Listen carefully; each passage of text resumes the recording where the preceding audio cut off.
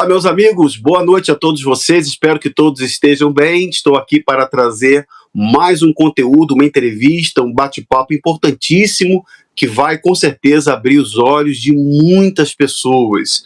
Como você sabe, o nosso conteúdo ele tem um único objetivo de repor a verdade. E seja bem-vindo ao meu canal. Para você que não me conhece, meu nome é Davi Vieira, sou jornalista, ex-pastor da Igreja Universal, e no vídeo de hoje eu estou aqui com o meu companheiro aqui do lado, nosso convidado, que vai trazer a sua história, vai trazer um pouco da sua vivência e da sua experiência como pastor da Igreja Universal, e mais do que isso, o tema da nossa conversa é vasectomia. Inclusive, eu quero, já me dirigindo aqui ao nosso querido Eric. Ô, Eric, eu quero agradecer a você por você ter disponibilizado o seu tempo e também quero parabenizar porque você é uma das poucas pessoas que teve a coragem de trazer em vídeo um pouco do seu depoimento, da sua história. Você ali retratou a cirurgia de reversão de vasectomia que você fez, e muita gente não sabe o que acontece nos bastidores da instituição Igreja Universal do Reino de Deus. Como eu falei agora há pouco, a gente não tem intenção aqui de difamar ninguém, nem de ofender as pessoas. Pelo contrário, é de trazer uma realidade, principalmente, Eric, nesse ano de 2025 e 2026, começando esse ano agora, que a Universal está buscando jovens. E a família, talvez, os familiares não sabem o que acontece lá dentro. Agora há pouco a gente estava até falando sobre isso. A gente estava comentando sobre casos de pessoas que entram jovens e a família não tem noção do que acontece nos bastidores dessa instituição. Então, Eric, muito obrigado. Quero agradecer você por ter aceitado o meu convite. Uma boa noite e seja bem-vindo. Queria também dar uma boa noite aí para os espectadores. E sim, a gente passa por coisas ali que as pessoas não têm a menor noção aqui fora, né? Inclusive, muitas das coisas que eu passei como pastor solteiro e depois casado, os meus pais nunca tiveram conhecimento. A gente, inclusive, é orientado a não passar certas situações internas para os pais, para que eles não se escandalizem, né? Então, para ser mais claro, eles sabem que o que fazem lá dentro escandaliza. Tanto que orientam que a gente não fale com familiares, para que eles não se escandalizem com o que acontece. Então, realmente, a gente passa por muitas coisas difíceis lá dentro e que acaba enfraquecendo a fé do próprio pastor, né? Ele acaba passando por problemas até psicológicos, depressão, ansiedade e tudo que você possa imaginar, tamanha pressão que a gente enfrenta lá dentro. Então, hoje a gente vai tentar esclarecer um pouquinho, porque se a gente for falar tudo, não dá numa live, né? Então a gente vai tentar falar um pouquinho aí do que a gente passa lá dentro para que as pessoas possam ver a realidade, né?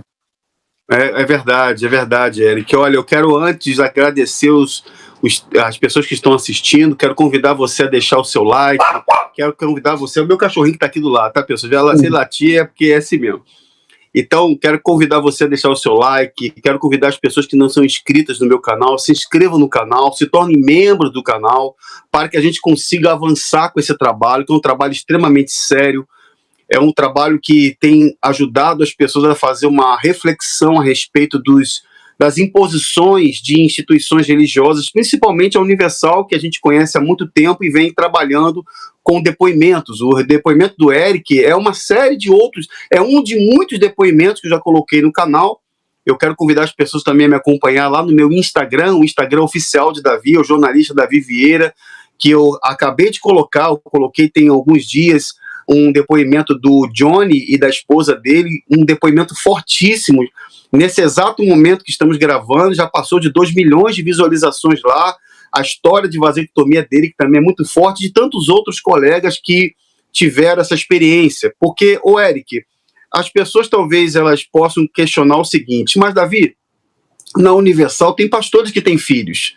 Como é que é essa história de você ter essa imposição? Qual é a regra da imposição? A gente vai chegar nesse ponto, mas eu queria que o Eric pudesse dizer como que ele se tornou pastor, até para que o jovem hoje entenda o que ele vai ter que abrir mão, porque às vezes a família pensa que ele vai fazer um curso lá dentro, vai fazer uma faculdade de teologia, ele vai estudar a Bíblia. Conta pra gente um pouco, Eric, como é que foi como é que você adentrou ao chamado Ministério da Universal? Fala aí, irmão. Então, eu não entrei tão novo como a maioria entra, porque o que eles querem mesmo, que é o ideal para eles, são jovens ali entre os 16 e 17 anos. A idade mínima é 16, mas eles já começam a preparar ali os adolescentes desde os seus 14, 15 anos, e aí quando ele completa os 16 anos, ele sendo ali já um colaborador ou um obreiro, ele já vai direto para o IBUD, que eles chamam de Instituto Bíblico Universal, que teoricamente seria um local onde se estudaria a Bíblia. Isso nunca aconteceu. Inclusive, a gente era totalmente desmotivado a estudar a Bíblia. E era discriminado qualquer pessoa que dissesse que tinha teologia. Se alguém dissesse que tinha teologia, era até motivo de zombaria, porque diziam que a letra mata, mas o espírito vivifica. É o que eles diziam lá dentro. Então a gente era completamente desestimulado a estudar a Bíblia. Diziam que quem estudava muito a Bíblia ficava maluco, porque a gente tinha que seguir a direção. Então eu não entrei tão jovem, eu fui obreiro durante alguns anos, eu fui militar. Quando eu saí da área militar, eu arrumei um emprego muito rápido. Eu saí do quartel na sexta, no meu último dia. Na segunda eu já estava empregado na área de administração. E eu fiquei ali, acho que foi 5 ou 6 meses nesse emprego. Só que durante os anos que eu fui obreiro, toda troca de pastor, eles ficavam no meu pé, dizendo que eu tinha um chamado, que Deus contava comigo, porque eu já fui líder de tudo que era grupo naquela igreja. Então eles viam em mim aquele espírito de líder, né, que eles falam. Então ficavam sempre ali, você tem que ir para o altar, Deus te quer no altar. E eu acabei cedendo, né? Eu trabalhava numa empresa, ganhava ali um bom salário, tinha acabado de comprar minha moto zero na época, só que o trabalho que eu tinha ali era um trabalho muito monótono. Eu ficava num escritório sozinho, no computador, então ficava na minha cabeça o tempo todo, tipo, minha vida vai ser isso? Poxa, será que o que o pastor falou não é mesmo a vontade de Deus? E, pô, eu preciso fazer uma diferença no mundo. Então eu acabei acreditando nisso. E larguei tudo, pedi demissão, entrei pro IBUD, né, que seria o curso de pastores. Tive que vender minha moto, porque não pode ter nenhum bem no nome, então tive que vender minha moto. E comecei ali naquele curso que deveria ser bíblico e não é. O curso já é o tempo todo dizendo que a gente vai sofrer, que a gente vai passar fome, que a gente vai passar em lugares que a gente não conhece ninguém. E eu lembro que tinham ameaças, quando eu comecei, tinham 120 alunos, e aí numa semana ele disse, vocês vão viajar, quem está namorando larga a namorada, vocês vão para o Japão, vão casar com japonesa. E na semana seguinte só tinha 80, saiu bastante gente. Então cada semana eles faziam algum tipo de ameaça e iam saindo. No final ficou pouquinho e na minha turma ali só entrou 10 no total. Só entraram 10. Então eu entrei como auxiliar, fui para uma igrejinha bem pequenininha no interior ali de São Gonçalo. Eu lembro que não tinha onde dormir, que eu fui auxiliar um outro solteiro, então não tinha onde dormir. Ele arrumou um colchãozinho ali às pressas, forrou no altar e eu dormia no altar mesmo, ali sem nada. Não tinha guarda-roupa, não tinha cama, não tinha quarto, não tinha nada. E aí a gente vai sendo transferido, né? Vai passando o tempo, a gente vai sendo transferido, mas a vida do solteiro lá dentro é muito difícil. Então as mães que têm aí os seus filhos sendo preparados para entrar, eles até falam que ele vai passar por dificuldades. Mas o adolescente, o jovem que entra, ele não tem a menor ideia de como é essa dificuldade, que coloca aí 1000 vezes pior do que o que eles falam que vai ser, com a desculpa de que tudo é pela obra. E a gente acaba vendo todo tipo de absurdo lá dentro.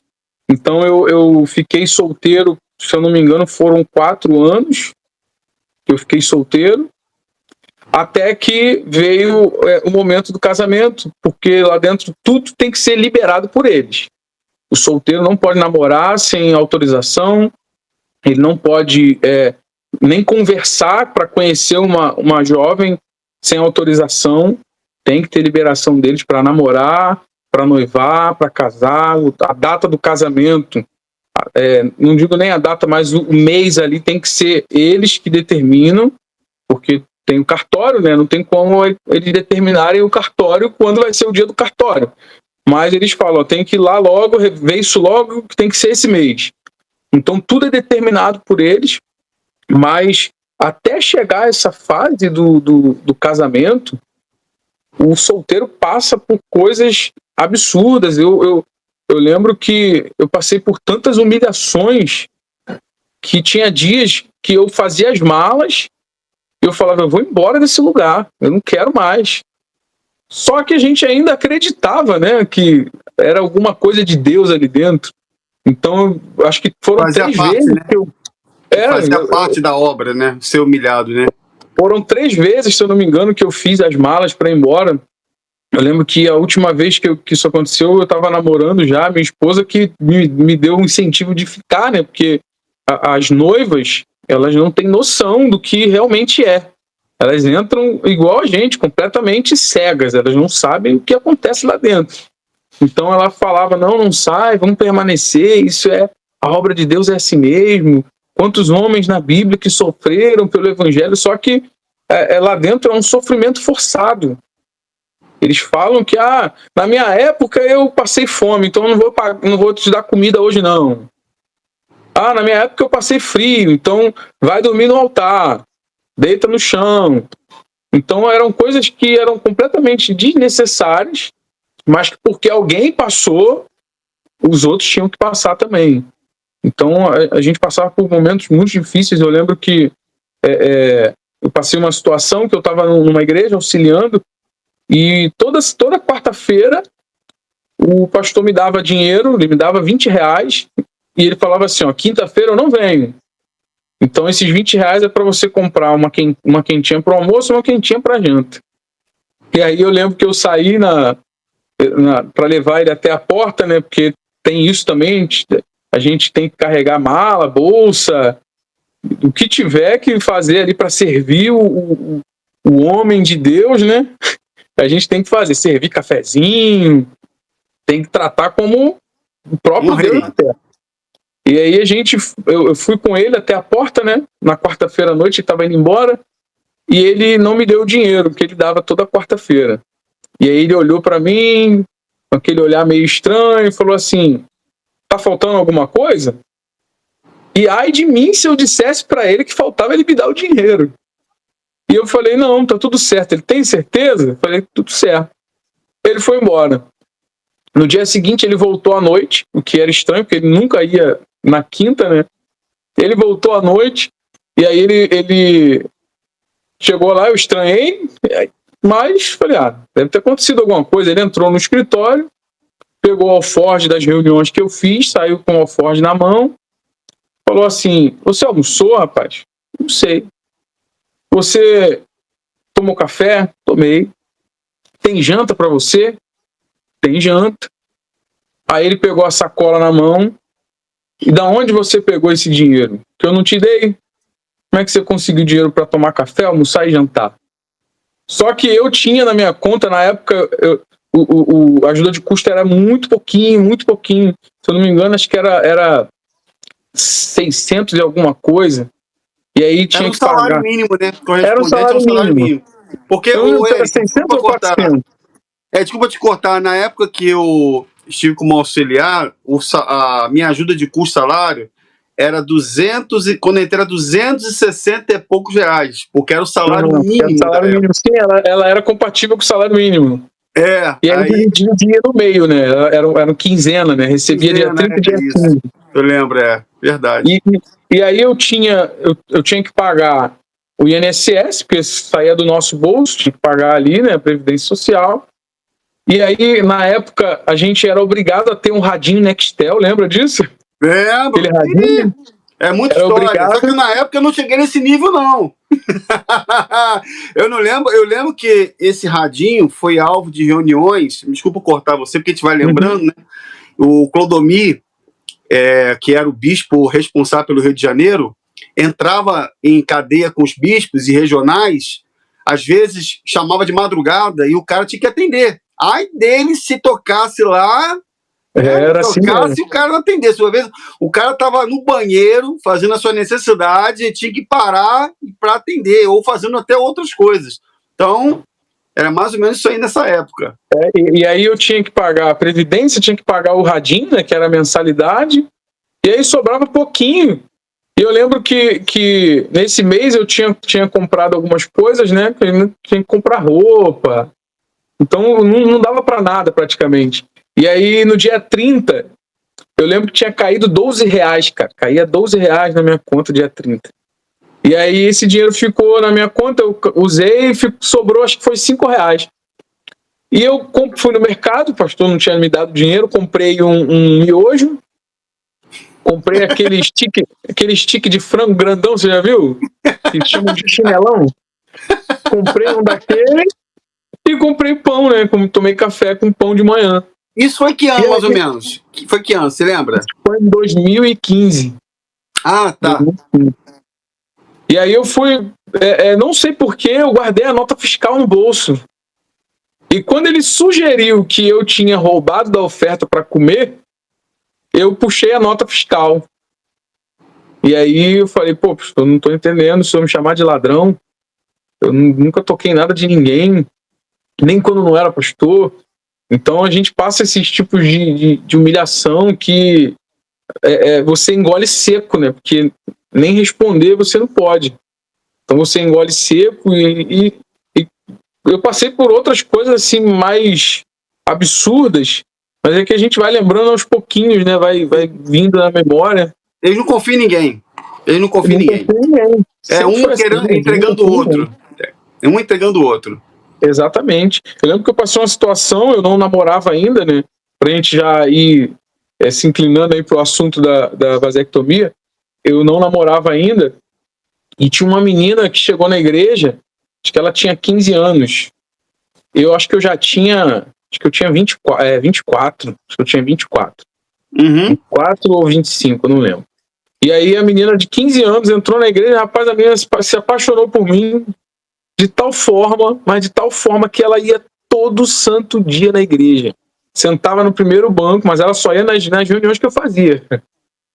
E aí eu já constrangido, porque todo final de reunião ela pedia para eu orar ela, né? E ela ficava a reunião toda olhando para mim, assim, admirada, né? E eu ficava constrangido com aquilo, né? E aí ela tinha comentado depois com uma obreira que gostava de mim, aí depois começou a espalhar para os membros que estava namorando comigo escondida. E aí, depois que eu comentei isso com o pastor, né, já estava o processo para autorizar o meu namoro, já estava rolando, né? Aí contei isso para o pastor, ele procurou a direção para poder liberar o namoro.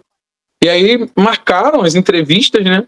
E aí eu, para meio que despistar essa menina, falei na reunião. Falei, olha, pessoal, graças a Deus, tem uma pessoa aí dizendo que está namorando comigo escondido, mas isso é mentira.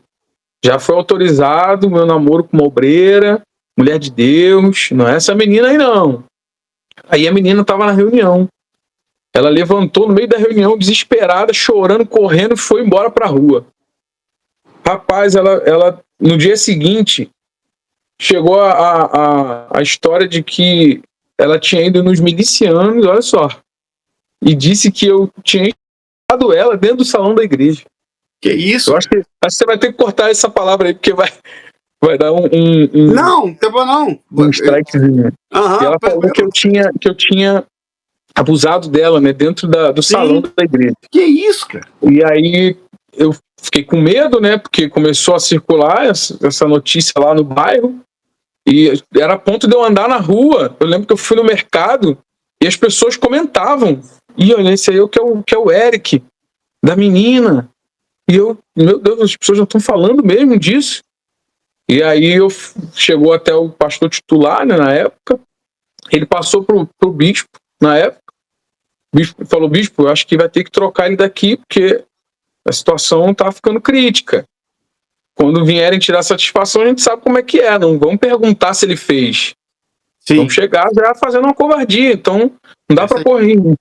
E aí o bicho falou, não, isso aí é a prova de fogo dele, deixa ele aí. E eu fiquei lá com essa situação. Quem era o bispo da época? Eu não lembro o nome dele, se eu não me engano, era Bispo Gerson Vieira. Isso, Bispo Gerson Vieira. Qual região? E na época eu tava no bloco de Campo Grande. O Gerson Vieira, eu conheço ele. É antigo pra caramba. Eu não sei se ele ainda tá lá não, mas ele é antigo pra caramba. Você sabia que esse Gerson Vieira é meu tio? É teu tio? Olha esse desse. É exatamente. Sério mesmo, cara? E sério? É o meu tio. Na época ele tava, ele que liberou meu namoro. Campo Grande, eu lembro, ele era o bicho de Campo Grande. Isso, exatamente, meu tio. Você tá entrando num... Olha como é que são as coisas, né? É engraçado, Eric, que a gente vai conversando. Quando a gente se encontrou pessoalmente, eu tive a oportunidade de te conhecer pessoalmente, você é uma pessoa muito simpática. E você contando, a gente lembrando desses episódios, você falou algumas coisas interessantes. Eu queria até aproveitar a oportunidade. Eu sei que o tema é sobre vasectomia, que é um tema muito sério, delicado. A gente sorri, a gente quebra o gelo, porque a gente fala... Hoje a gente tem paz, né? Hoje a gente ri. Hoje a gente consegue entender que o que a gente viveu foi uma experiência necessária para... Deus permitiu todas as coisas, mas infelizmente tem pessoas, tem jovens, tem pastores, esposas que estão lá dentro ainda, estão passando por isso, sendo humilhados, constrangidos, e estão passando por muitas coisas, porque esses homens são cruéis. E eu não estou tirando o meu tio disso. Eu sou sobrinho de 2 bispos da Igreja Universal, antigos. O meu tio é um deles, como a gente falou agora, o Gerson Vieira, que está lá em Manaus. O Renato Cardoso mandou unir com ele, jogar ele bem afastado das principais catedrais, porque quer que ele saia fora, aquela conversa que nós tivemos. A alta cúpula da Universal quer tirar os bispos antigos e trazer jovens, por isso que é a importância da nossa transmissão. Mas é exatamente isso. Agora, tem um assunto, eu sei que estou mudando um pouco, eu gostaria que você falasse, você comentou comigo, porque é o seguinte, além da questão da vasectomia, a Universal tem uma política, eu falo muito isso nos meus conteúdos, uma política de separação de casais. Eu lembro que você comentou comigo, se eu estiver errado você me corrija, de um episódio que você estava atendendo uma moça que estava pedindo uma orientação sobre o casamento dela. Você falou uma coisa, daqui a pouco chegou o pastor e falou outra. Como é que foi mais ou menos isso? Eu tava no salão, né, e aí chegou uma jovem, ela era modelo, escritora, muito bem sucedida, e ela era casada com um rapaz também muito bem sucedido. Eles não eram membros da igreja, ela era católica, né? Mas ela acabou vendo na TV ali aquelas propagandas de restauração de casamento e tudo mais, e ela acabou indo. E aí ela foi, eu estava no salão, ela me abordou e pediu uma orientação sobre o casamento dela, explicou as lutas que ela estava enfrentando no casamento, mas que ela não queria se separar, porque ela viu na TV que a proposta era de restauração, não de separação. Então, sim, ela queria lutar pelo casamento, e eu ali orientando ela, né, realmente lutar. Poxa, se você vê que dá para restaurar o casamento, luta e tal. De repente um outro pastor veio e me abordou, inclusive o casamento dele não estava legal, ele nem está com a esposa hoje. Então na época ele me abordou, falou assim, o que está acontecendo? Aí eu falei, não, estou atendendo ela está com um problema no casamento, está pedindo orientação. E na época eu tinha acabado de casar, isso já era anos depois dessas situações que eu falei. Eu tinha acabado de casar, então ele falou, não, você não tem autoridade para falar de casamento ainda, deixa que eu falo com ela. E ele começou a falar, eu fiquei do lado ali, né, ouvindo. E quando ela explicou para ele a situação, ele na hora falou, separa, porque Deus não quer que você sofra, então você não precisa continuar nesse relacionamento não, separa. E a menina achou estranho, porque, poxa, um pastor fala para lutar e o outro fala para não lutar, para acabar. E aí ficou aquela dúvida, né? Eu percebi no rosto dela aquela dúvida, como quem pensa assim, de quem é a voz de Deus? Para lutar ou para não lutar? E aí ela na hora desconversou ali com outro pastor, falou, não, depois eu volto outro dia para a gente conversar melhor, e saiu, né? e depois eu não vi ela mais. Pois é, rapaz, você contou isso pra mim, eu achei muito interessante, porque existe na Universal esse negócio de, ó, não deu certo, a gente arruma outra pra você, ó, Deus vai conseguir uma outra. No caso do obreiro, do membro, eles fazem assim, mas quando é pastor, quando é esposa, eu conversando contigo, eu falei pra você de uma oportunidade que o bispo Clodomir Santos, que está nos Estados Unidos, que eu considero um dos homens mais cruéis da Igreja Universal, ele é uma pessoa que, na época, quando eu botou os noivos, namorados e noivos reunidos, ele botou todo mundo de pé, falou, olha, preto não casa com branca, branca não casa com preto, ou se você quiser casar, sai da obra. Então, para eles, não interessa estar 5, 6 anos junto, que para eles não faz a menor diferença. Então, eu lembro que você falou do bispo Clodomir, quando liberou o meu namoro, né, tinha ali, acho que dias ou semanas, eu tinha começado a namorar, ele mesmo reuniu todas as namoradas da época, né, as recém, que tinha acabado de liberar, e eu tava na igreja, na reunião das 18, meu telefone toca, era minha namorada. E eu achei estranho, porque era um horário de reunião e eu sabia que ela não me ligava nesse horário, eu pensei que fosse uma emergência. E aí eu saí do salão, né? O outro pastor estava fazendo a reunião. Saí do salão e atendi o telefone. E era ela, minha namorada, e ela falou assim, olha, eu gosto muito de você, eu sei que a gente tem aí chance de um dia casar e ser um casal muito abençoado, mas eu não quero mais a obra no altar. Se você quiser sair, eu fico com você, mas no altar eu não quero. Se você não quiser, você segue sua vida aí, Deus vai te abençoar com outra, e a gente segue nossa vida e termina. Mas eu estou dizendo para você que é só porque eu não quero mais o altar. Eu falei para ela, olha, eu não vou sair. Embora eu já tinha passado aquelas fases de fazer as malas e querer ir embora, eu achei muito estranho, porque ela que me incentivou a ficar uma das vezes que eu quis sair, né? E aí eu estranhei, mas eu falei, não, agora que eu tô aqui eu vou ficar. Então acabou o nosso namoro, segue em frente. E, cara, eu chorei tanto aquele dia, mas tanto, tanto. E aí o pastor, acabou a reunião, o pastor me procurou e falou, o que houve, rapaz, tá chorando? Eu falei, não, pastor, uma situação estranha, minha namorada ligou, disse que não queria mais o altar, que se eu quisesse sair para ficar com ela, ela continuava comigo, mas no altar não dava, e tal. E aí eu estranhei, né, o pastor, poxa, cara, você tem que ir lá na sede, levar a prestação. Eu sei que você tá mal aí, mas você tem que ir lá levar. E aí eu fui levando pela rua, né? Fui lá, levei a prestação na sede, falei, vou voltar a pé para me ir esfriando a cabeça. E aí no meio do caminho, a minha namorada liga de novo. Ela falou, olha, você passou no teste. O bispo mandou todos os recém-namorados terminarem, alegando que a gente não queria mais o altar, para ver quem ia desistir do altar para ficar com a namorada. E nessa saiu um monte que desistiu só para continuar com a namorada. E eu achei isso uma crueldade tão grande, porque para quê? Em que isso acrescenta no suposto ministério de um pastor, né? E eu lembro disso até hoje, como se fosse hoje, né? Uma situação que, poxa, foi dolorosa, cara. Tanto por eu ter terminado sem sentido nenhum, mesmo que tenha sido fictício ali, né? Mas pela sensação de que eu fui feito de otário, né? Pela direção da igreja. É uma vida controlada, né? Na verdade, o auxiliar, ele não tem vida própria. Ele não tem, assim, autonomia para fazer o que ele quer. Porque lá nos tribunais, Eric, eu acompanho muitos processos, muitos casos de pastores que vão para os tribunais. E o que a Universal costuma fazer? Diante do juiz, bispos mentem. Inclusive, eu vou fazer uma matéria sobre um caso de um bispo. Eu já falei sobre ele no passado, vou falar sobre ele novamente.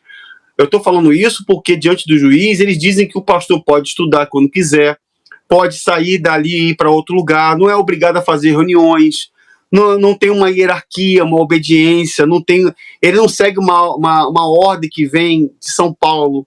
Então, diante do juiz, diante do magistério, eles cometem diversos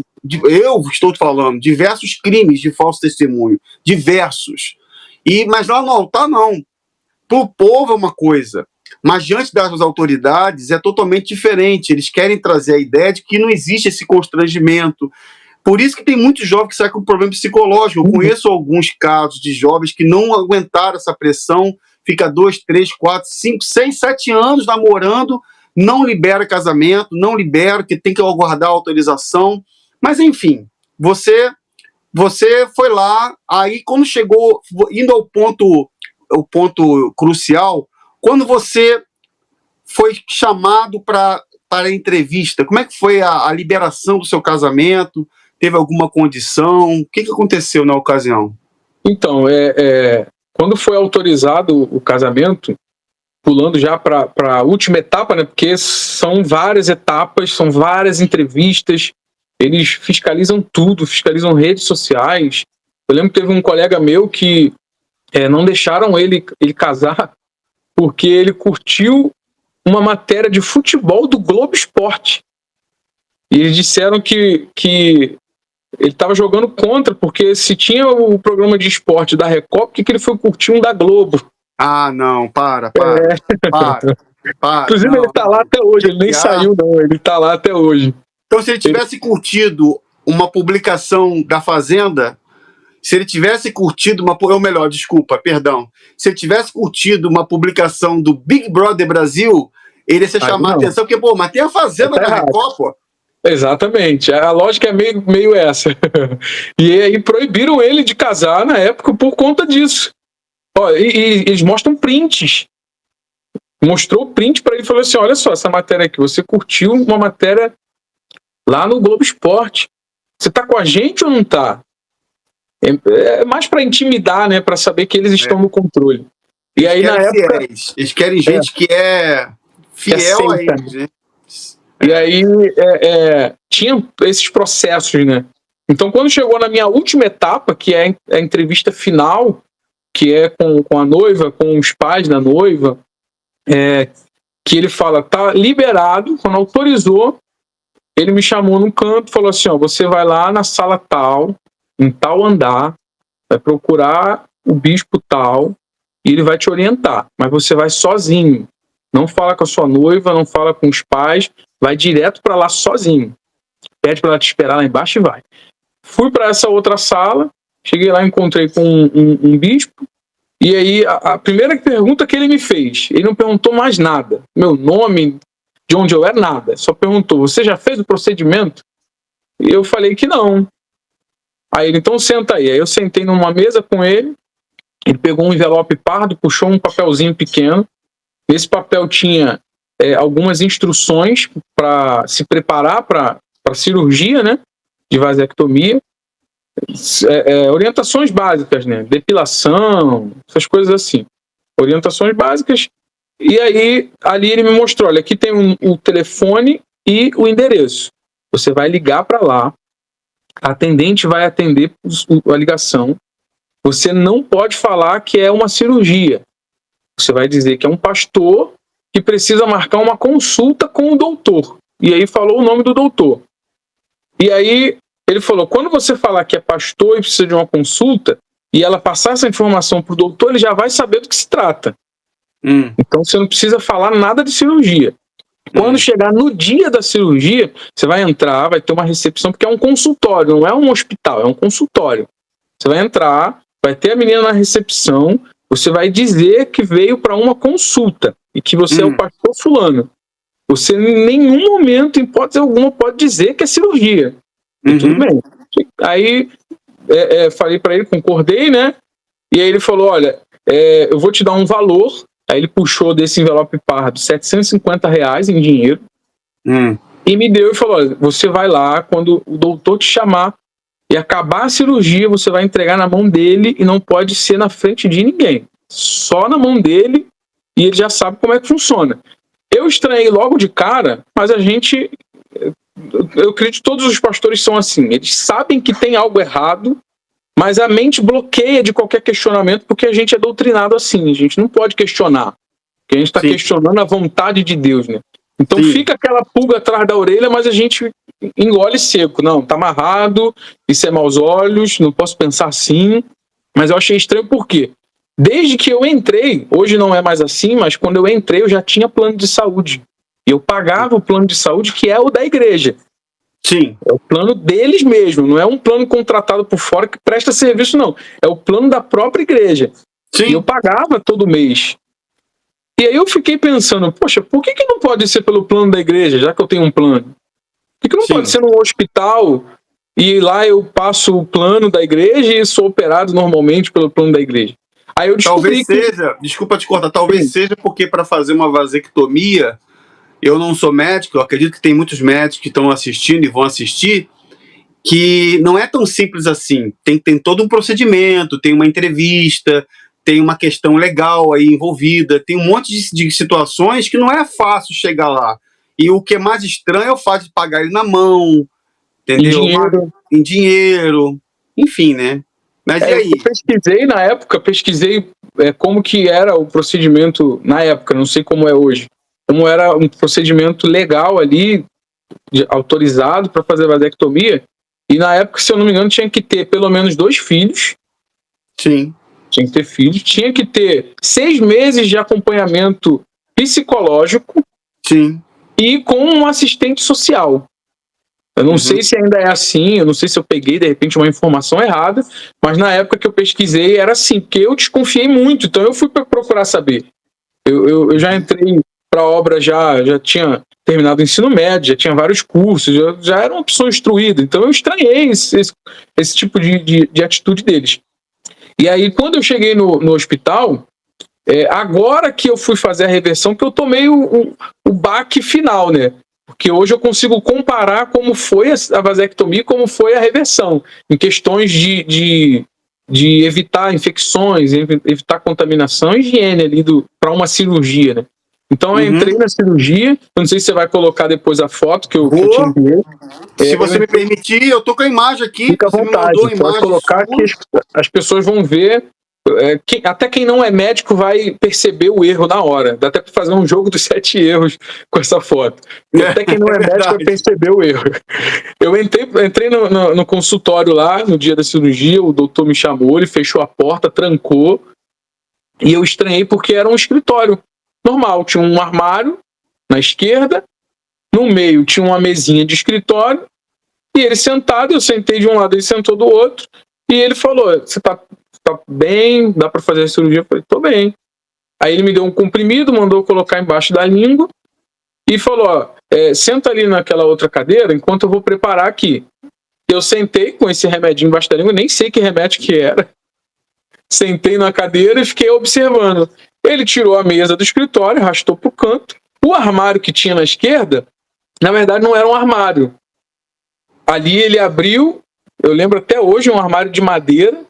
Ele abriu e dentro tinha uma mesa de cirurgia, não sei se é maca, e aí ele puxou, era como se fosse um armário falso, né?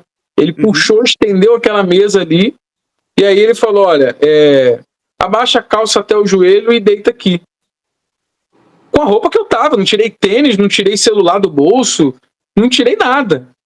E aí eu deitei naquela maca, meio constrangido, porque abaixa a calça até o joelho e deita. Eu fiquei constrangido, deitei, e aí ele me preparou do jeito que tá na foto aí, né? Ele jogou um pano verde. Vou botar essa imagem grande, ó. Pra quem não viu, eu tampei só a cara do médico aqui. Esse aqui é você? Esse sou eu. De tênis? Sou eu, de tênis. Deitado na maca de tênis. Exatamente. Eu queria perguntar... Imagina se eu tivesse pisado em alguma coisa na rua e tá ali, pertinho da cirurgia, no meu tênis. Não, queria perguntar para os médicos que estão assistindo agora se esse procedimento é normal. É comum fazer uma cirurgia com um paciente de tênis num escritóriozinho desse aqui? Aí você falou que botaram essa... Quando a gente conversou pessoalmente, você falou que tomou esse comprimido, essa pílula azul e vermelha, você tomou essa pílula e ficou meio grog, né? Sim. Eu fiquei meio sonolento ali, meio grog, mas eu ainda estava acordado, né? Então, na verdade, essa foto da cirurgia foi a segunda que eu fiz, né? Eu vou entrar nesse assunto daqui a pouquinho. Foi a segunda vez que eu fiz. Então eu já estava mais desconfiado, né? Porque as 2 vezes foi exatamente do mesmo jeito. E aí quando eu peguei o celular do meu bolso, no meio da cirurgia, e tirei as fotos. Que foi essa foto que eu te mandei, que foi a única que eu consegui resgatar, né? Lá dos arquivos antigos, que tem muitos anos. Então foi a única que eu consegui resgatar, mas eu tirei bastante fotos na época. E ele nem se importou, ele já está tão acostumado a não dar em nada, que provavelmente já deve ter vários processos contra ele. A impunidade é tão grande que não está nem aí. Ele está acostumado a não dar em nada. E ele é o único aqui que faz esse procedimento para os pastores. É o único. Não tem nenhum outro aqui no Rio que faça esse procedimento. Então ele é tão blindado que ele já não estava nem aí mais para nada. Ele não estava preocupado se eu estava tirando foto, filmando, não estava nem aí. Então ele fez o procedimento, eu levantei, puxei as calças de volta e saí dali andando. Chamei acho que meu pai na época, ele não sabia que eu tinha feito esse procedimento, ele sabia que eu ia fazer uma cirurgia, mas não sabia o que era. Depois eu contei para ele, né? Mas no dia ele foi lá em casa, me buscou de carro e eu não fui autorizado na verdade eu tô confundindo. Essa daí foi a segunda, então nessa segunda vez eu já estava casado, né? Então fui para casa com a minha esposa. Mas na primeira cirurgia eu não fui autorizado a ir para casa. E aí eu posso já entrar nessa parte da primeira cirurgia? Fica à vontade, fica à vontade. Fica à vontade. Quando eu fiz a primeira vasectomia, o procedimento foi o que eu contei, de liberou o casamento, vai lá na salinha, pega o dinheiro, liga para marcar, tudo mais. Fiz a cirurgia, meu pai me levou para a igreja, passou lá no hospital, me levou para a igreja porque eu era solteiro, e o ideal era que eu fosse para casa, para ter meus pais ali me ajudando, porque fica bem... a situação fica difícil para andar, para se levantar, então o ideal era ir para casa, mas não autorizaram, eu tive que ir para a igreja. Não teve repouso. Então, aí eu fui eu estava na Catedral de Botafogo na época, fui para lá, meu quarto era no subsolo, e eu fiquei no quartinho ali no primeiro dia. Eu pensei, poxa, a minha vida ali era tão corrida, era tão difícil a minha rotina ali, que eu pensei, poxa, agora pelo menos eu vou descansar. E aí eu fui pro quarto, deitei, passou 1 hora, veio o primeiro, eram 12 pastores quando eu estava lá. Aí veio o primeiro, bateu na porta, Eric, porque lá eu resolvia tudo. Eu resolvia tudo que você possa imaginar, eu resolvia. Então, vinha batia, Eric, isso aqui, o que tem que fazer, como é que é? Me ajuda aqui, levanta aí, vamos lá. Aí eu, poxa, mas eu tô operando. Não, mas dá pra andar, eu já fiz essa cirurgia, dá pra andar, vamos lá. Aí ia lá resolver. Chegou material, tem que descarregar. Vem aqui, me ajuda aqui. Aí ia lá eu descarregar jornal, descarregar material de campanha. E isso operado. E aí acabou que minha cirurgia teve uma complicação. Começou a inchar muito, os pontos abriram, começou a sair secreção. Eu fiquei assustado, mas estava ali sozinho e a gente é orientado a não reclamar, para não mostrar fraqueza, né? E aí comentei até com um pastor na época, que era o segundo. Ele falou, não, Eric, segura aí. Inclusive ele até me ajudou bastante. Tem alguns lá dentro que a gente não entende o que está fazendo lá dentro ainda, porque dá para ver que são pessoas que têm até um bom coração. E ele me ajudou, ele, pô, Eric, fica ali, descansa, a gente vai tentar ajudar aí, vamos resolver isso aí e tal. E aí acabou passando, fechou ali, o ponto cicatrizou, os trancos e barrancos, e aí autorizou o casamento. Casei, depois que a cirurgia passou, eu casei, tanto que outra coisa que os médicos aí vão estranhar é que a gente faz a cirurgia solteiro ainda. Antes de casar. Eles autorizam o casamento, mas a gente tem que fazer a cirurgia antes do dia do casamento. Sim. Então, eu fiz a cirurgia, depois que eu me recuperei ali, passou uns 15, 20 dias da cirurgia, eu casei. E aí, quando completou 3 meses da cirurgia, tem que fazer um exame para comprovar a eficácia da cirurgia. Comprovar que você realmente está estéril. E isso é cobrado por eles. A gente tem que mostrar o exame. Aí passou os 3 meses, fiz o exame, e quando eu olhei, o exame estava que a cirurgia falhou. Então, tinha ali metade dos espermatozoides ainda vivos e ativos. E aí, quando eu mostrei, foi questionado, olha, isso aqui não deu certo, você não acha melhor ligar para o médico, mandar refazer? E eu fiquei com medo, né, porque na época um pastor amigo meu, a cirurgia dele tinha falhado e ele acabou tendo um filho, a esposa engravidou. E no processo da gravidez da esposa dele, ele foi enviado para uma igreja no interior, mas bem isolado, que a maternidade era bem longe e essa maternidade era bem precária. E aí ele foi enviado para esse lugar com a esposa grávida. E aí como é que faz o acompanhamento da gravidez se não tem acesso? Eric, cá para nós. Eu tenho liberdade para falar e assumo a responsabilidade do que eu vou dizer agora. Eu estou assumindo a responsabilidade. Eu conheço a Universal e investigo ela há muitos anos. E cá para nós, e mandaram essa esposa para lá para ela perder o bebê. Eu conheço a Universal. A verdade é essa. Mandaram essa esposa para que a criança, para ela perder a criança. Porque eles odeiam crianças. Eles fizeram isso, sempre fizeram. Eles agem de crueldade, porque quando nasce uma criança, para eles, é uma maldição. Eric, desculpa estar cortando o seu depoimento, meu irmão, porque eu já vivenciei tanta coisa, já entrevistei tanta gente. Tem uma ex-esposa de um regional da Universal que ficou grávida e a orientação do bispo é para ela tirar a criança. Tira. Eu tenho um depoimento, conheço ela pessoalmente, quando ela engravidou do segundo filho. Ela teve o primeiro, quando engravidou do segundo filho, o bispo falou: minha filha, você não tem fé para tirar essa criança, não, tira ela fora.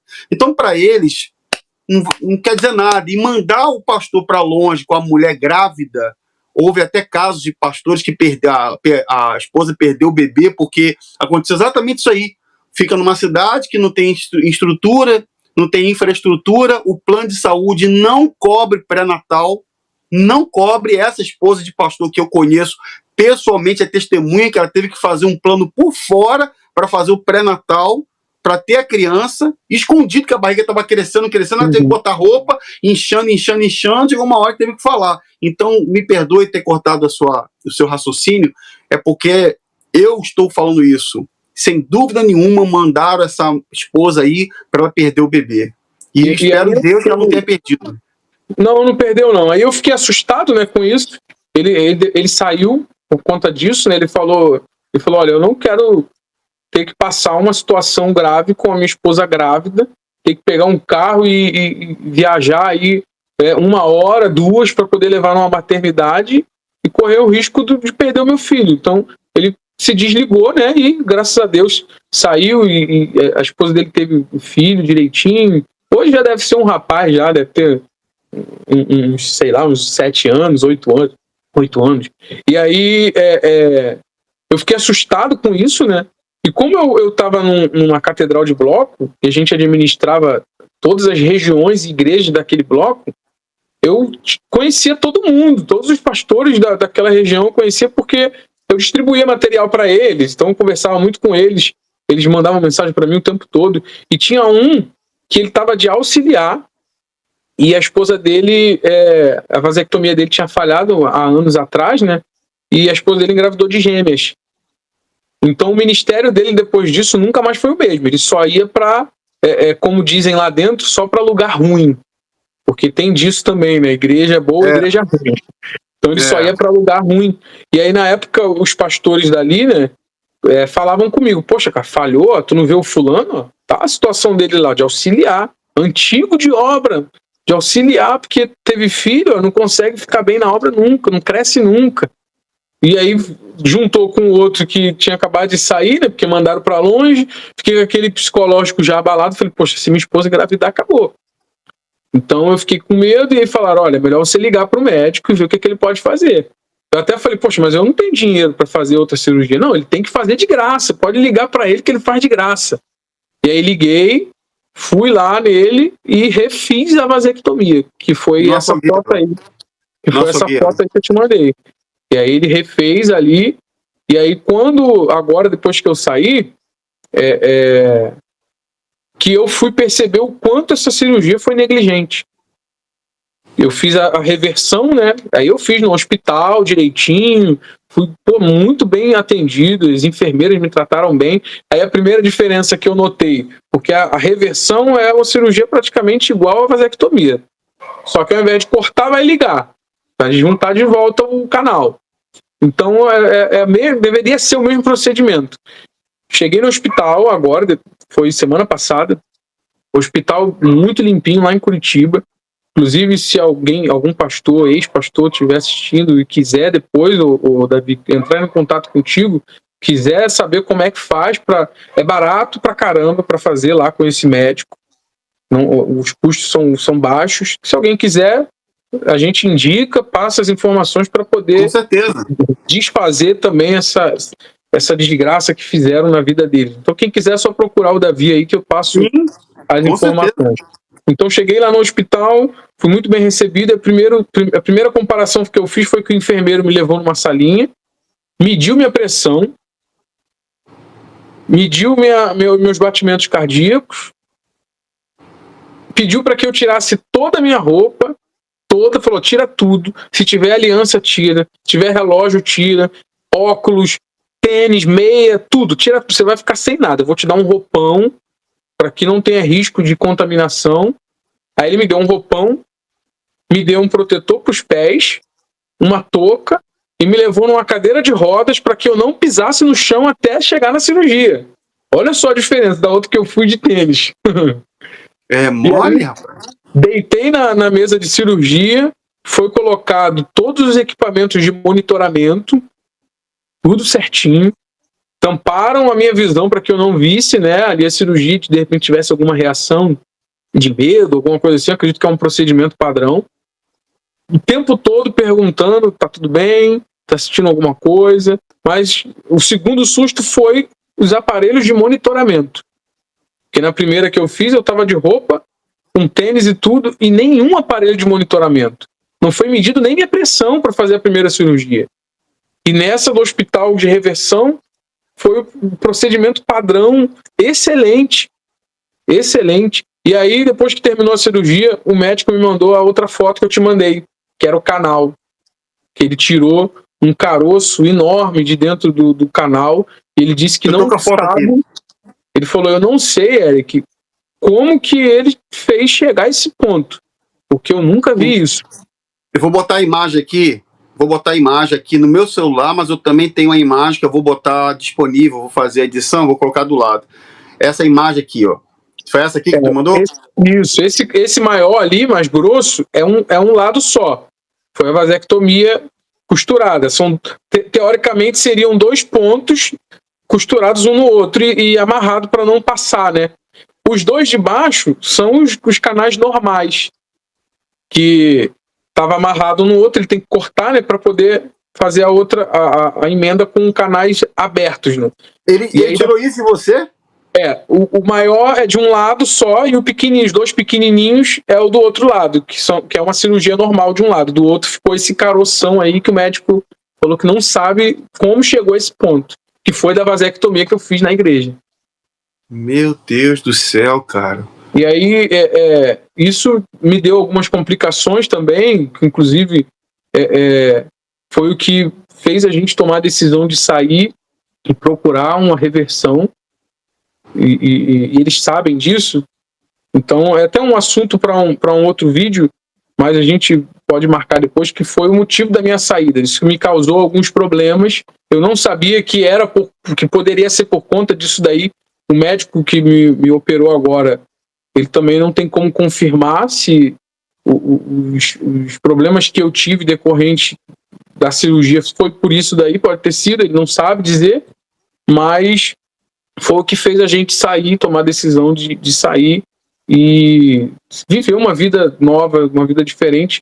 E graças a Deus hoje eu não tenho mais esses problemas que foram causados pela cirurgia. A reversão da vasectomia foi um sucesso. Agora é só esperar os 3 meses. Eu não senti absolutamente nada, não teve inchaço, nada.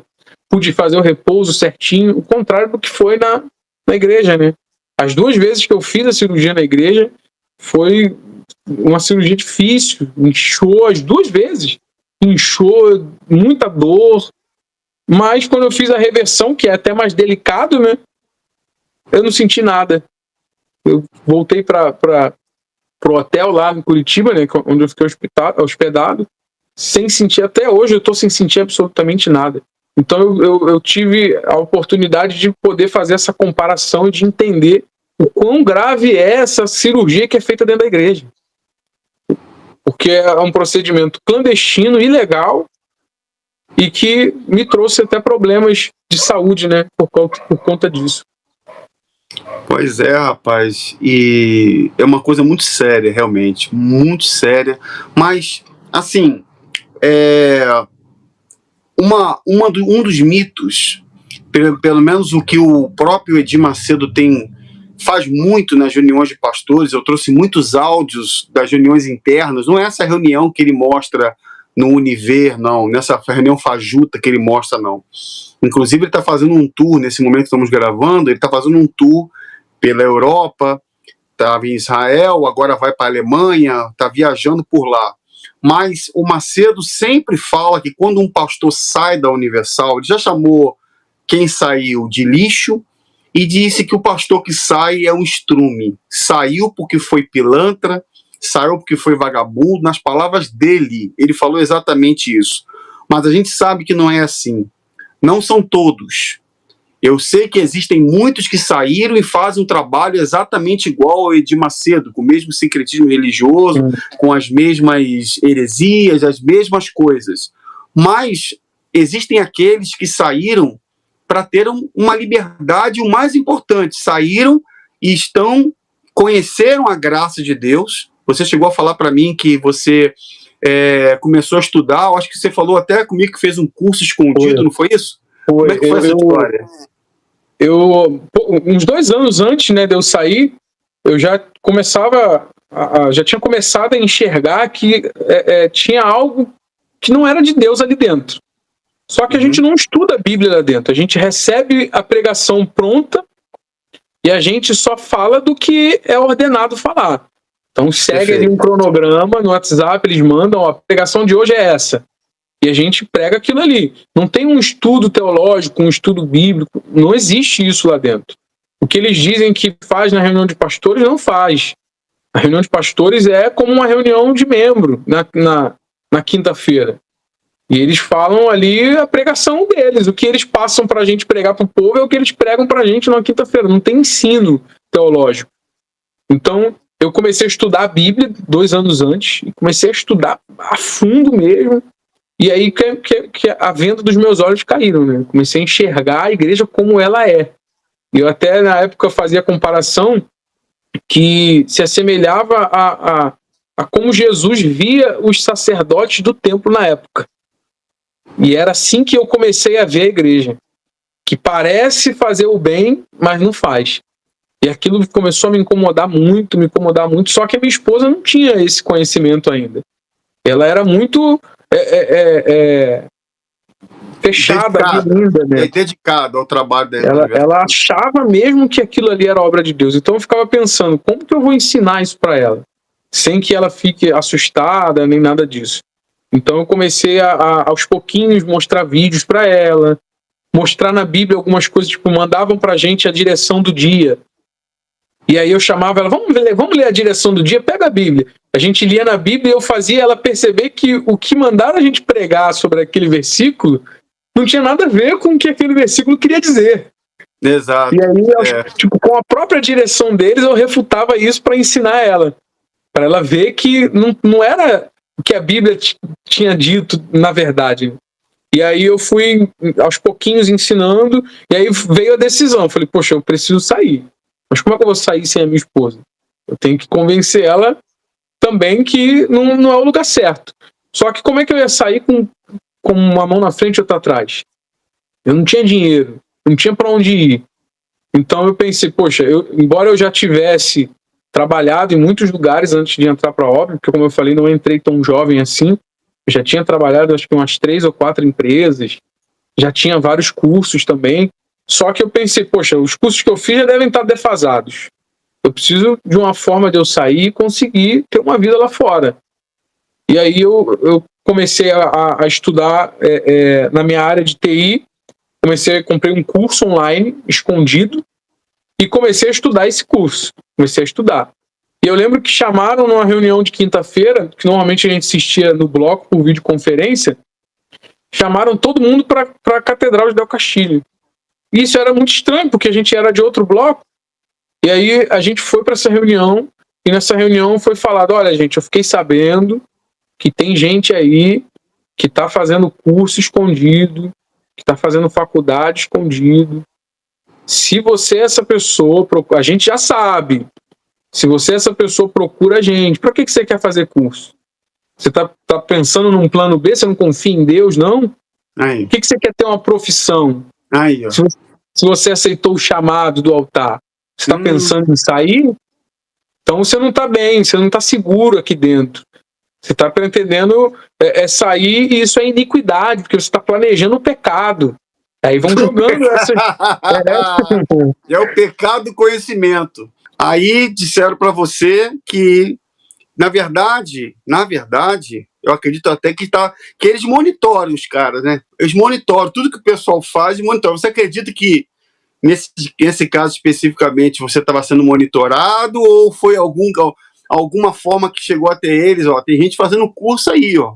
Eu acho que foi alguma pessoa que fez, que algum regional descobriu e comentou, e pegaram alguém, porque não acredito que estavam me monitorando, não, porque senão teriam me chamado lá, né? É assim, eles chamam logo, chamam no quinto andar, e quem falou quinto andar já era. É o quinto mesmo, é o quinto. E aí eu fiquei com medo na reunião e eu fiquei quieto. Falei, eu vou dar uma de João sem braço, não é comigo. Embora eu estivesse fazendo um curso escondido, né? Sim. Eu saí de lá e você fica com aquele medo, né? Poxa, será que a qualquer momento eles vão me ligar, me chamando para tirar satisfação? Mas acabou que não chamaram, né? E eu pude terminar ali o meu curso, que foi o que me ajudou a sair e recomeçar. Embora não tenha sido fácil o recomeço aqui fora. Inclusive, o Davi, depois, se você quiser, cara, a gente pode gravar uma live sobre como recomeçar aqui fora. Porque Ótimo. A minha história, eu consegui convencer 2 pastores que estavam lá dentro, porque o medo deles é do que fazer aqui fora. O que eu vou fazer lá fora? É o medo de todos, né? A maioria, é verdade. E aí eu conversando com eles, ensinando sobre o Evangelho da Graça, sobre o verdadeiro Evangelho, né? Aí teve um que me ligou e falou, Eric, 3 meses ali conversando com ele e mostrando ali a verdade, e me ligou e falou, Eric, queria te agradecer, eu vi que você conseguiu sair, se levantou, ainda está firme com Jesus, está buscando crescer financeiramente, espiritualmente, e eu estou saindo e eu creio que vai ser assim comigo também. E ele fez as malas e foi embora. Agora, recentemente, deve ter o quê? Uns 15, 20 dias, um outro amigo meu, ele viu algumas postagens minhas no Instagram e mandou mensagem no direct e falou, poxa, cara, eu vi algumas mensagens, queria que você me ensinasse melhor um pouco sobre isso daí, de graça, de verdadeiro evangelho. E aí eu aproveitei, né? Deixou a brecha, e quando você tira essa venda dos olhos, o cara ele não consegue ficar lá, não dá, não consegue. E aí ele me ligou agora recentemente e falou, Eric, tô indo embora. Eu falei, não, cara, calma, você vai sair assim de repente, calma, dá um tempinho, se prepare, se organize. Ele, não dá mais, tô fora. Saiu, graças a Deus, já tá trabalhando, foi bem amparado pela família, ainda não tá como gostaria, mas aqui fora a nossa vida é assim, a gente luta e vai passar momentos difíceis, momentos bons.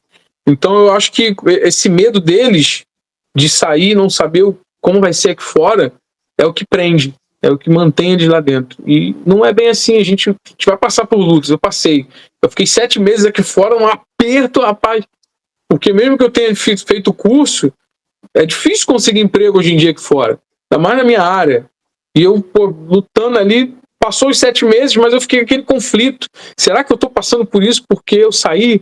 Será que realmente lá era a obra de Deus? E eu olhei pro arado, peguei o arado, olhei para trás. Então, fica aqueles pensamentos, né? Mas essa fase ruim passou e hoje, graças a Deus, eu e minha esposa, a gente está bem financeiramente, A gente tem a nossa casa, meu pai deixou uma casa pra gente, eu consegui abrir um comérciozinho do meu pai que estava fechado, minha esposa arrumou um excelente emprego que ela trabalha fazendo o que ama, e hoje ela concluiu já a faculdade primeiro que eu tô terminando agora, já tô no último período. Então, as coisas aqui fora são difíceis porque a gente sai perdido, a gente fica lá dentro numa bolha, não sabe como é o mundo aqui fora, porque eu fiquei quase 9 anos, e 9 anos muita coisa muda. Então a gente fica lá numa bolha e não sabe como sair, a gente sai tem que reaprender a socializar com as pessoas, que a gente não consegue socializar, a gente é restrito à amizade, né, lá dentro. Só pode ter amigo com quem é de dentro. Então, aqui fora, graças a Deus, a gente conseguiu se levantar. E se tem algum pastor aí vendo e tá pensando que não dá para sair porque é difícil, é difícil. Mas se você sair, eu tenho certeza que Deus vai te ajudar, vai te levantar, você vai conseguir vencer. É melhor você ter paz, ter luta com paz, do que ter luta sem paz.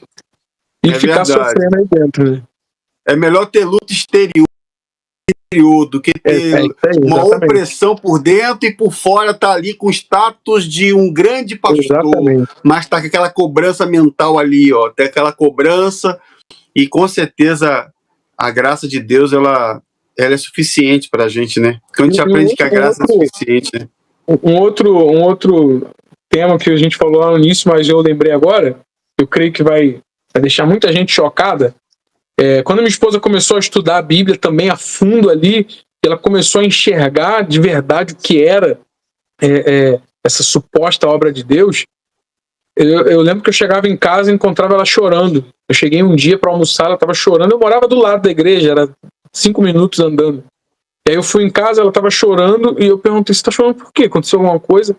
E ela olhou para mim e falou assim: eu não acredito que todos esses anos eu fui enganada. Achei que estava fazendo bem e estava fazendo mal para as pessoas. E aí dali foi esse start, né?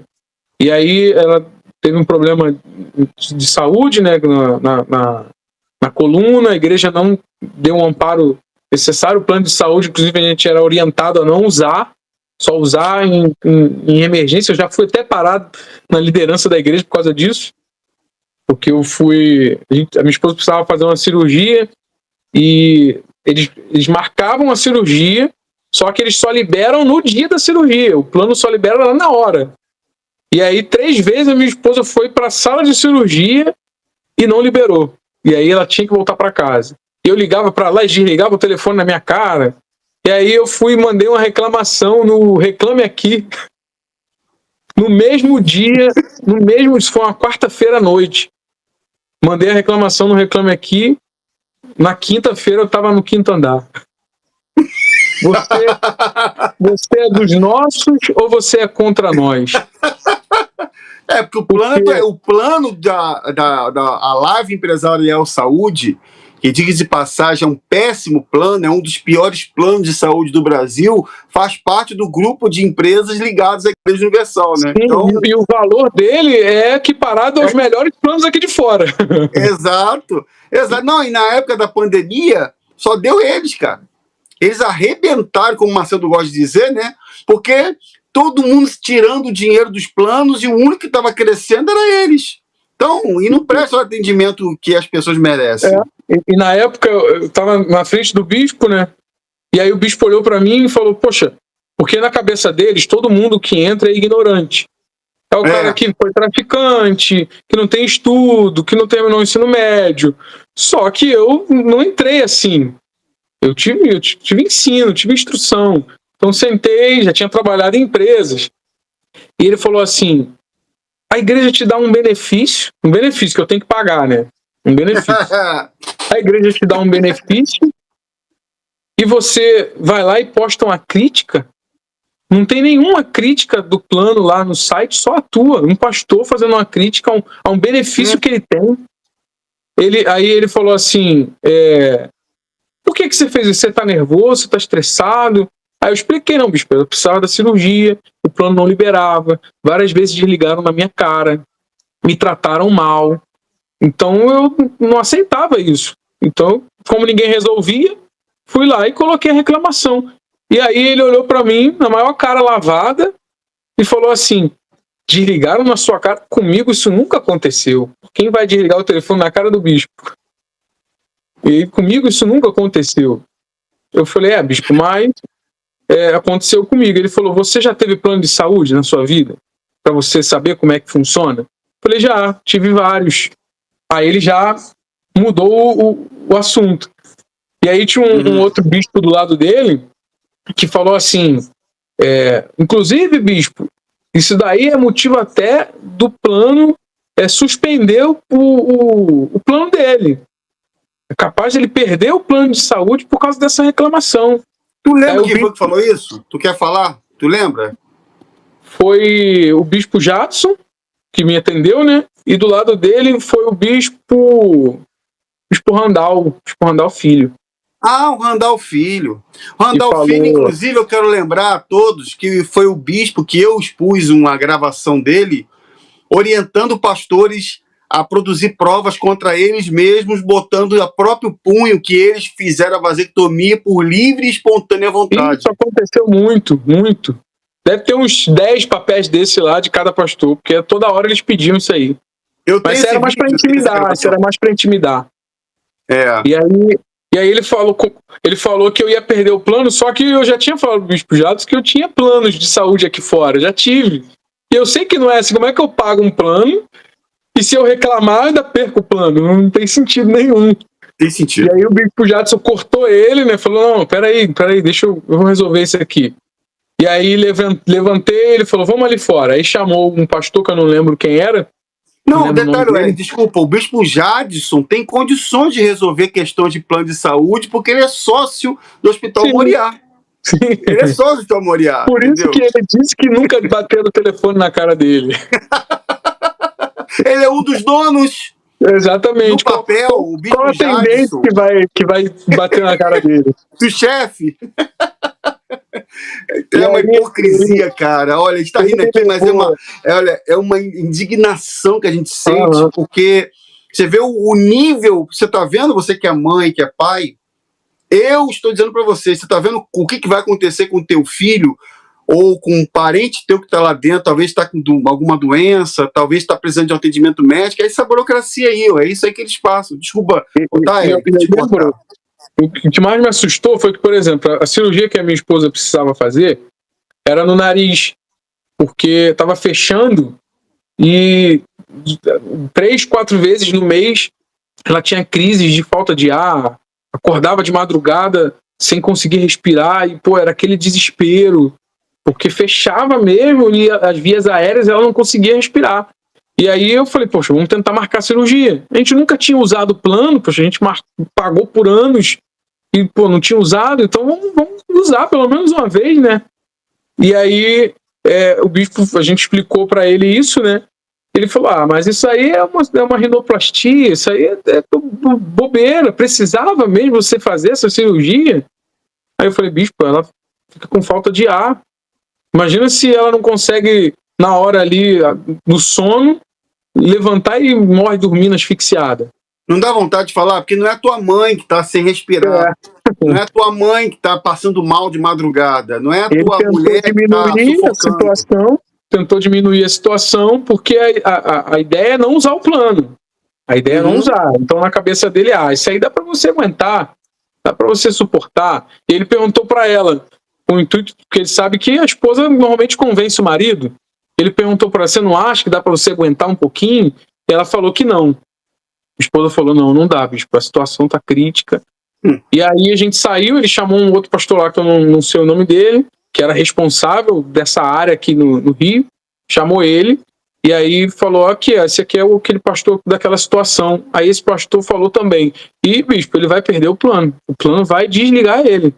Aí o bispo já disse: não. Teve que cortar ele também, porque ele não estava falando com um ignorante, ele não estava falando com um cara que nunca teve nada na vida. Sim. Então ele cortou na hora ali, aí falou assim para mim: olha, faz o seguinte, volta para a igreja, vai lá no site, exclui a reclamação e a gente vai resolver a tua cirurgia. E depois de umas 2 semanas depois, eles autorizaram a cirurgia e minha esposa fez. Então a gente tinha esse problema com o plano de saúde, E aí, voltando lá a minha saída, minha esposa começou a ter problemas de coluna, porque tinha que fazer faxina toda sexta-feira, ia lá pro sítio da igreja, para fazer faxina no sítio da igreja.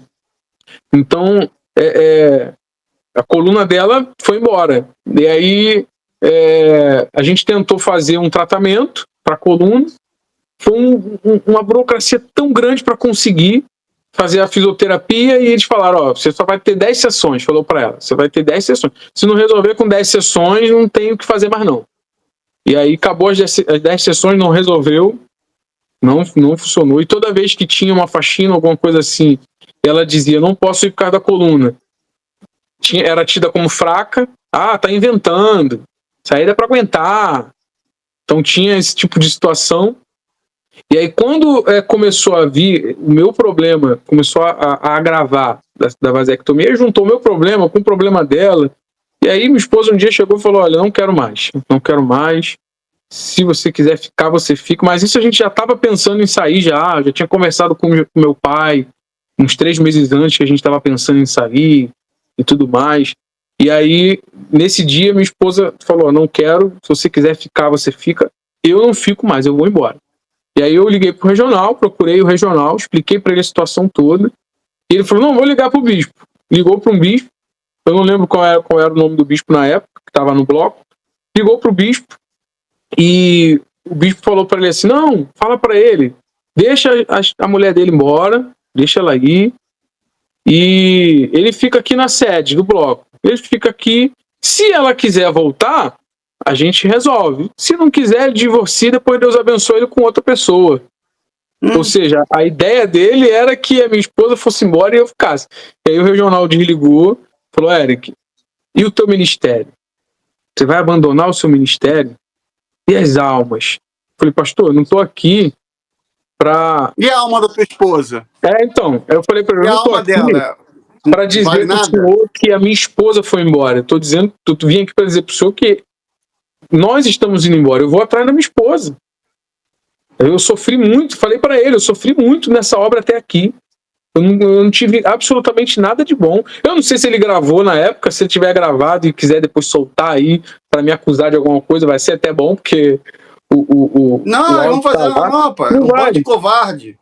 Todos eles são covardes. Ele conversou comigo dentro do carro dele. Eu não sei se de repente ele estava gravando alguma coisa, né? Nada, é derrotado. É um derrotado fraco. E aí ele falou, Eric, tem certeza? Eu falei, tenho, vou. Minha esposa é a minha primeira ovelha, se eu tenho que cuidar de almas, eu vou deixar minha esposa embora. Não, vou com a minha esposa. Meu casamento é em primeiro lugar, meu ministério é meu casamento.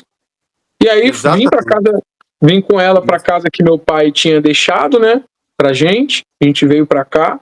E aí eu lembro que ele me mandou mensagem no domingo. Falou, Eric, eu não falei com ninguém, não comuniquei nem pro povo, falei que você teve um problema de saúde, não comuniquei pro povo, dá tempo de você voltar. O bispo falou que você pode voltar. Eu falei, não, pastor, já foi.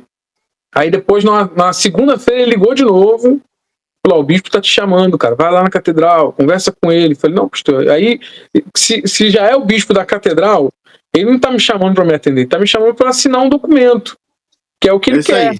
Ele quer que eu assine o documento. Eu não vou, já tô fora, já foi. E aí eu saí, a gente recomeçou a nossa vida aqui do zero, a casa não estava boa, a gente teve que reformar devagarzinho, mas hoje, graças a Deus, a gente está bem, deu tudo certo, mas fica esse alerta, né, do descaso que eles têm com a vida do pastor, né, o casamento do pastor, a saúde do pastor.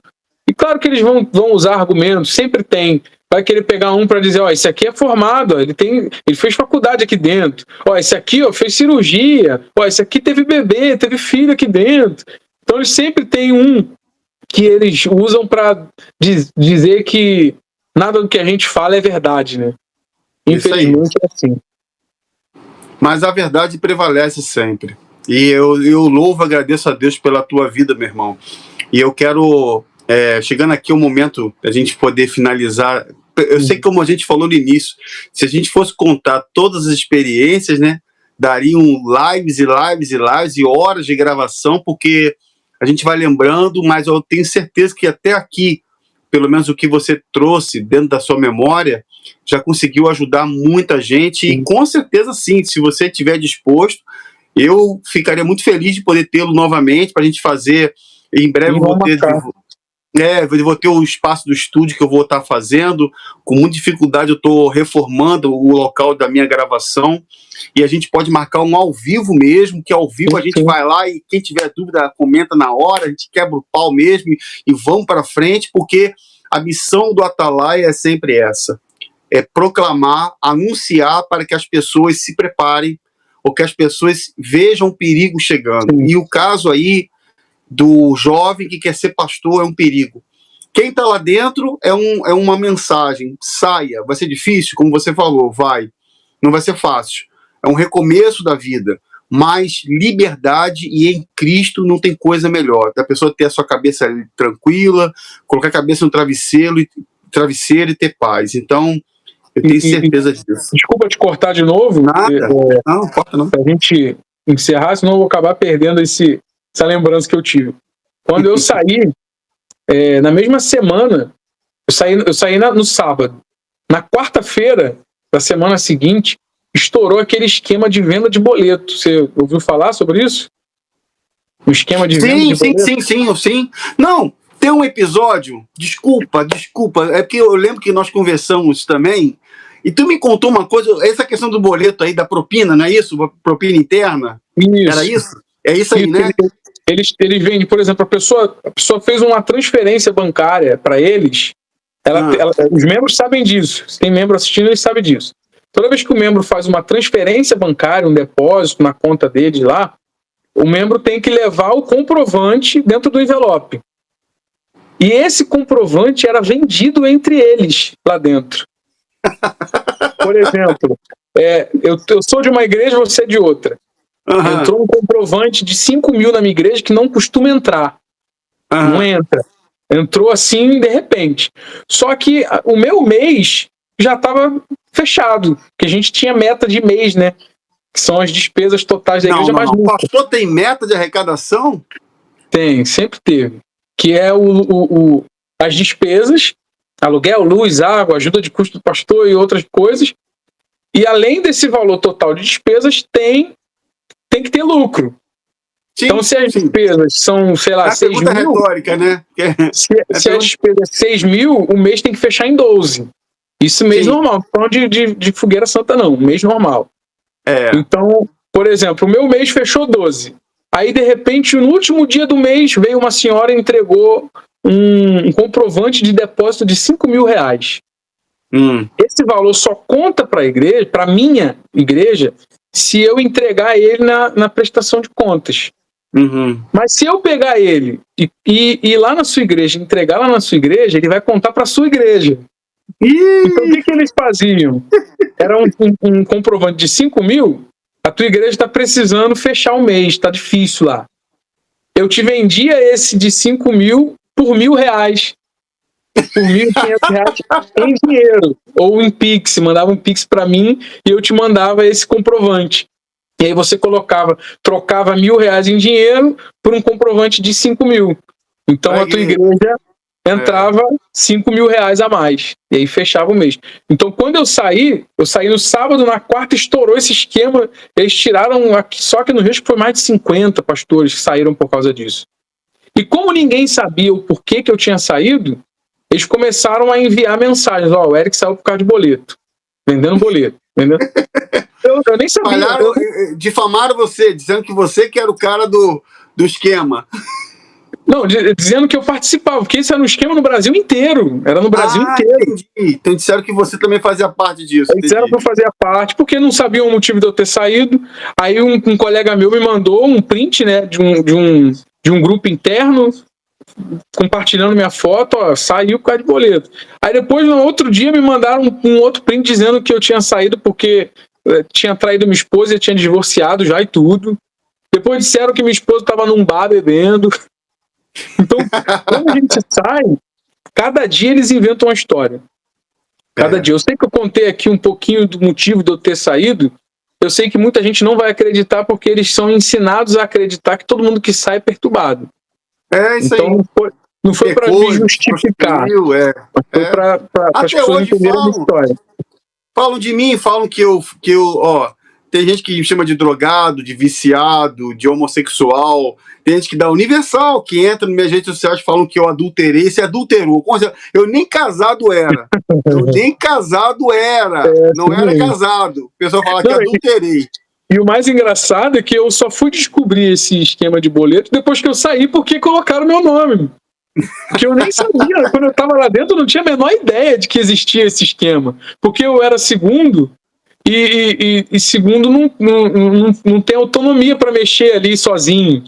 São as esposas que mexem, são sempre 2 ou 3 ali no escritório, então o pastor não mexe. Era mais com titulares de igreja, que ficam sozinhos, né, que tem que fazer todos os trâmites sozinhos, então eles conseguiam. Então não tinha nem como eu fazer isso, mas compartilharam dizendo que eu fiz. Depois disseram que eu traí minha esposa, depois disseram que ela que estava bebendo por aí. Então eles difamam mesmo, porque o medo deles é que eu faça isso aqui, ó. Bote a cara e comece a falar. Então, se eles me acusam de algo que eu não fiz, as pessoas vão ver o meu vídeo e não vai ter credibilidade, porque eles acham que eu realmente estava no esquema, que realmente matei, roubei e destruí, né? Porque a ideia deles é tirar a credibilidade do que eu falo. Exatamente. Mas eu nem ligo, fiquei tranquilo na época, deixei pra lá, eu só queria ter paz. Hoje minha esposa até fala comigo, olha, só de meu WhatsApp não tocar de madrugada, eu já fico feliz, porque eu posso dormir a noite toda tranquilo. Amém. Porque lá dentro era complicado, cara. Era o WhatsApp 24 horas do dia. Não tinha paz, né? Essa paz, não tinha paz. Meu irmão, eu sei que tem muitos assuntos. Você chegou até a falar um assunto comigo sobre a questão dos ingressos. Naquela época, você falou também. Não sei se você quer falar agora, quer deixar para a próxima live. Vamos deixar para a próxima, já tá 1h30. Então, vou deixar para a próxima live, porque tanto assunto que eu falei. É muito bom a gente falar sobre isso, porque a gente está sempre relembrando. Mas, Eric, muito obrigado, tá, meu irmão? Deus te abençoe, valeu mesmo pela sua participação. Eu tenho que te agradecer em Cristo Jesus e também mandar lembrança à sua esposa também, agradecê-la, e eu desejo do fundo do meu coração que você continue aí, meu irmão, crescendo, que as coisas continuem dando certo, e se vierem as lutas, estamos firmados na rocha e vamos continuar fazendo esse trabalho que é tão importante. Muito obrigado de coração, tá bom, meu irmão? Deus te abençoe, valeu mesmo. Pela oportunidade de poder falar aqui, mostrar para as pessoas não só a realidade do que é lá dentro, mas mostrar para elas o Espírito de Deus refletido na gente, né? Porque Amém. As pessoas acham que não tem vida com Deus aqui fora, não existe vida com Deus fora da Igreja Universal, mas existe. E a gente é exemplo disso, né? Louvado seja Deus, glória a Deus. Meu irmão, muito obrigado, boa noite para você. Olha, não sai não, vamos falar aqui pelo WhatsApp para fechar. Eu só vou finalizar aqui, mas fica comigo aqui, ó. Fica comigo aqui para a gente poder finalizar juntos. Meus irmãos, você viu aí, esse é o Eric, e eu quero agradecer a você que esteve até agora comigo acompanhando esse depoimento dele. A gente vai marcar uma segunda rodada para continuar compartilhando experiências, mas eu quero convidar você a compartilhar este vídeo, se inscreva no canal, se torne membro, nos apoie, porque precisamos alcançar as pessoas sinceras. Eu tenho certeza que eu creio que você crê também, que a verdade vem aí, tá bom? Um abraço, pessoal, ótima noite para vocês, fique com Deus e até o próximo vídeo. Tchau, um abraço, Eric, valeu, meu irmão. Um abraço, tchau, tchau. Tchau.